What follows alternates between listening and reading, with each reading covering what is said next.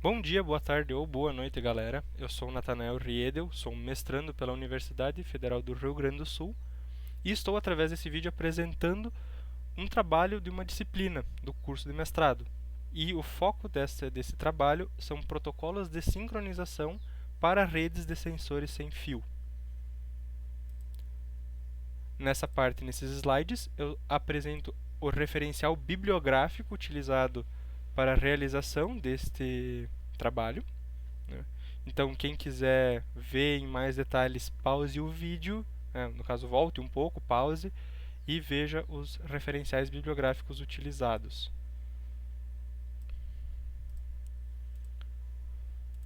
Então, desde o início dos tempos, o ser humano ele busca formas, né, de reduzir a necessidade de esforço físico nos trabalhos que lhe são necessários. Então, ele faz isso através de ferramentas que estejam cada vez sendo mais eficientes e menos custosas. Tal fato fica bastante claro quando são vistos as revoluções industriais pelas quais passamos. Atualmente, estamos na era da internet e o fluxo de informações ele fica cada vez mais rápido, cada vez mais dinâmico. E isso acaba trazendo novas inovações tecnológicas que busca trazer essa contínua melhoria na qualidade de vida das pessoas. Uma delas é a Internet of Things, que busca automatizar sistemas do dia a dia, como por exemplo sistemas de alarme, até mesmo o controle da televisão, controle de ar-condicionado das pessoas, de uma forma mais remota, mesmo que o usuário esteja longe desses dispositivos. E essa possibilidade ela também atrai indústrias. E daí surge o conceito mais especializado IIoT, ou Industrial Internet of Things, que busca resolver e aplicar esses conceitos de facilidade que a internet hoje em dia traz, mas em um contexto industrial, né, onde as coisas têm que ser mais robustas, elas têm que ser mais confiáveis. Uh, de forma resumida, né, o IoT ele busca tanto a questão de monitoramento quanto controle de dispositivos. Mas muitas vezes, em certas ocasiões, o maior foco encontra-se justamente no monitoramento. E para isso surgem as redes de sensores sem fio. Elas buscam ter um alto grau de confiabilidade e robustez, né? E, e com isso, elas acabam apresentando alguns problemas, né? Como por exemplo, a necessidade energética, que muitas vezes é suprida unicamente por baterias, questões relacionadas à forma de transmitir esses dados coletados por essas redes de sensores sem fio e, claro, né, qual é o foco desse trabalho, a sincronização desses nossos sensores que permitem, né, uma maior economia e uma melhor forma de roteamento, né, e de transmitir essas informações. Então, o conceito primário que embasa qualquer rede de sensores sem fio é a necessidade de implantar um grande número de nossos sensores em uma determinada área, a fim de justamente adquirir dados e processar dados que estão nessa área. Então, essa aplicação ela tem chamado a atenção de diversos pesquisadores para outras áreas e não apenas em contextos industriais, como pode ser visto nos slides, aplicações militares, áreas de saúde, agricultura de precisão, né, e os já citados contextos industriais. Então, um dos pontos mais importantes de se ressaltar quando se fala em redes de sensores sem fio é a questão da sincronização de clock entre os diferentes nodos. Ter essa base de tempo comum permite eles implementar soluções para os outros problemas, como por exemplo a questão energética e a questão de sincronismo de rede, de envio de mensagens. O principal exemplo de economia é a questão de mecanismos de sleep, como o Dutch Cycle, né? E a, a possibilidade de implementações de arquiteturas de rede, né? Que, através do desenvolvimento de protocolos específicos, acabaram evoluindo, né? E agora as novas propostas são, por exemplo, agrupamento de clusters, ou seja, vários nós sensores que estão próximos se reúnem em um determinado ponto para processar os dados e ter os dados de uma forma mais sintetizada antes de enviar, né? questões de árvores geradoras, que podem ser vistas mais em detalhes nas referências 7, e uma coisa um pouco mais focada para o desenvolvimento de protocolos seria a análise de sinais, que ela tem trazido formas matemáticas e implementações matemáticas que buscam aperfeiçoar o desenvolvimento de protocolos, justamente. Por fim, aqui de forma mais específica, quais são os motivos que trazem a necessidade de um perfeito sincronismo? Seria a questão da fusão de dados. Por exemplo, usando novamente o exemplo dos clusters, os sensores têm que conversar entre si de forma sincronizada, para permitir o agrupamento dos dados antes de enviar.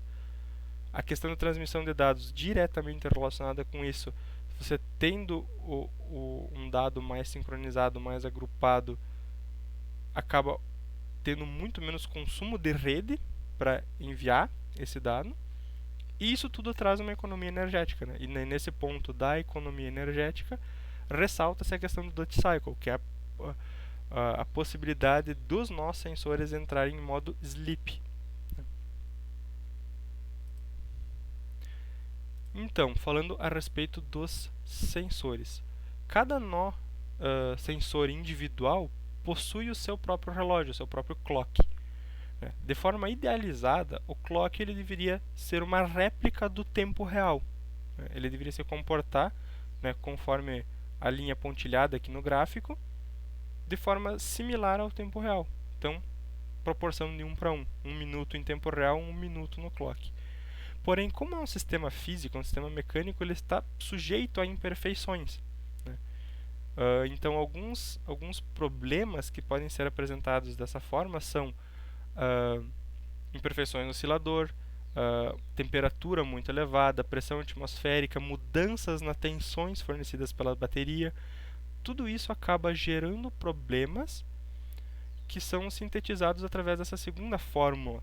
Isso de forma individual, que seria a clock de um nó sensor individual, no qual ela representa o deslocamento de fase desse tempo, ou seja, o tempo já automaticamente já começar num padrão que não deveria ser, e a progressão dele numa determinada frequência, que está diretamente associada ao tempo, e esse tempo representaria a questão mais próxima do tempo real.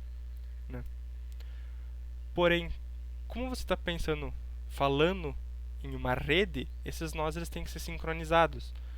E esse sincronismo é feito pode ser feito, de uma forma matemática através dessa terceira equação, que é basicamente a diferença entre as linhas aqui vistas do ponto de vista do nó específico. No caso do ponto de vista do nó do A, tem essa diferença de tempo do nó do B. E seria basicamente uma redução matemática das diferentes fases. Por exemplo, tem a fase DA, a fase de B, e que tem a fase AB, que é a diferença entre essas duas. Além desses métodos, desses problemas físicos, diretamente físicos que aparecem no sensor, temos alguns outros detalhes que causam problemas de sincronismo de uma forma mais estocástica. E esses problemas eles estão diretamente relacionados a como o código gerencia a parte física. Basicamente, o tempo de envio, tempo de acesso, tempo de transmissão. Então, como que o software, ou seja, os protocolos, eles gerenciam os sistemas físicos e fazem essa ligação, do tempo e de transmissão das mensagens. Dito isso, agora vamos classificar essas formas de deslocamento e, como já dito, elas podem ser determinísticas, ou seja, físicas, fase e frequência, ou de forma estocásticas. E algumas funções de densidade probabilística que buscam se apresentar como soluções para pelo menos gerar uma aproximação estocástica desses problemas, podem ser vistas na forma exponencial, na forma gama, Weibull, long normal, e com uma grande ênfase nas distribuições gaussianas, porque, segundo o meu referencial bibliográfico, essas distribuições gaussianas elas têm conseguido 99,8% de confiabilidade em representar essas variáveis, né, esses problemas estocásticos na questão da transmissão de informações entre diferentes nós sensores. Aqui, agora, busca-se apresentar alguns resultados, algumas formas de sincronismo, né, de realizar esse sincronismo entre diferentes nós sensores, e os protocolos que implementam eles. Já adiantando que o bidirecional é a forma mais clássica, né, a forma mais estudada e mais bem implementada. A forma unilateral ela é menos usada e a questão da sincronização receptor-receptor é apenas usada para uma validação e ela nunca é usada de forma sozinha, ela é sempre inclusa em uma dessas outras aplicações. Então, indo mais a fundo, o método bidirecional é um método clássico de sincronização e, como pode ser visto, tem vários exemplos de protocolos, inclusive protocolos em estudo, acho que a minha câmera ficou em cima, aqui, são protocolos que ainda estão em estudo, que utilizam esse método, justamente por ele ser um mais estudado e ser muito eficiente no que ele faz. Né? Então, como que ele funciona? Basicamente, o método bidirecional ele busca definir 3 variáveis, né? Ou seja, a fase relacionada, né, a diferença de fase e o desvio da curva. Né? Então, é buscado parâmetros de frequência e parâmetros de fase, né? Os delays fixos, né, que são sumarizados em tal, e as distribuições variáveis, né, que são condensadas em xk e yk, né, por ser referente a 2 nodos distintos. Né, então, vão ter as suas respectivas diferenças. Então, levando em consideração que cada interação ela necessita de uma mensagem inicial e uma resposta, e assumindo que a frequência de ambos os nodos seja aproximadamente unitária, pode-se resumir matematicamente através dessas fórmulas, essas interações. Né? E nessas fórmulas, o K ele representa a interação de envio e resposta através do ponto de vista do nodo de referência, né? Ou seja, a primeira linha, o nodo A, e VK a interação a partir do ponto de vista do nodo secundário. Ou seja, tem as duas análises e ambos os nodos estão responsáveis por fazer ajuste. Por isso que é muito bem empregado este método, porque ele é bastante robusto nesse sentido. Já entrando no segundo método, tem a principal diferença é que apenas um nodo, ou seja, um nodo de referência, envia as informações. O principal exemplo de protocolo que utiliza isso é o Floating Time Synchronization Protocol.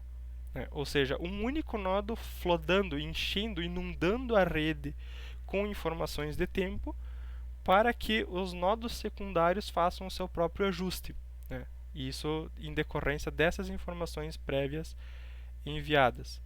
Então, pode ser visto no gráfico, né? Apenas um único nodo, o nodo de referência, faz a transmissão de informações. Né? E, dessa forma, a representação matemática disso acaba ficando um pouco mais aproximada, menos precisa. Né? Então, conforme é mostrado nessa equação, o deslocamento de relógio, né, de fase do relógio e o atraso tal, ele não tem como ser diferenciado, porque tu não tem o tempo de resposta, né? Ou seja, o nó secundário ele sabe do tempo do nó primário, mas o nó primário não sabe o tempo do nó secundário, então não tem como diferenciar. E dessa forma, uma boa aproximação matemática é justamente essa, que ela despreza, né, ela une a questão dos atrasos tal junto com os atrasos de fase. E por fim, tem-se a sincronização receptor-receptor, e ela é basicamente a troca de informações entre os nós secundários. Ela é sempre utilizada em conjunto com uma das outras formas de sincronização de tempo, e ela é usada mais para uma verificação de informações. Como pode ser visto aqui, né? Tem-se o tal A, tem-se o XKA, tem-se o tal B e o XKB, e através dessas equações matemáticas, os nodos A e B trocam essas informações de tempo e acabam fazendo uma validação das referências, né, que são enviadas pelos seus respectivos mestres, né, pelos seus respectivos nodos de referência. Por fim, né, fazendo uma breve conclusão a respeito desse trabalho, né, diante dessa revisão bibliográfica, pode-se afirmar que esses processos de sincronização são uma área de pesquisa em plena expansão, né? Ela representa grandes economias na questão energética e além de permitir um melhor uso da rede, né, com mensagens mais compactadas, evitando perca de pacotes ou congestionamentos de gateway. Né. Também foram apresentados os principais métodos de sincronismo encontrados, né, e exemplos de protocolos que empregam eles. E um ponto de vista importante a ser ressaltado é as distribuições gaussianas, né, que, através dos métodos de interpretação de sinais, tem chegado no grau de confiabilidade de 98% para os atrasos variáveis, que era antes muito difícil de serem mensurados, de serem calculados. Para finalizar, a implementação desses estudos tende a gerar ainda mais avanços para essa tecnologia das redes de sensores sem fio, e isso com certeza vai ajudar os ramos econômicos que necessitam dela. Então, a minha apresentação seria isso. Fico disponível para tirar dúvidas nos comentários. E para o professor, que provavelmente está assistindo esse vídeo também, eu estarei na aula, né, a fim de responder alguma dúvida, alguma coisa que tenha ficado. Então, é isso por hoje. Abraço e até a próxima. Bom estudo para todos!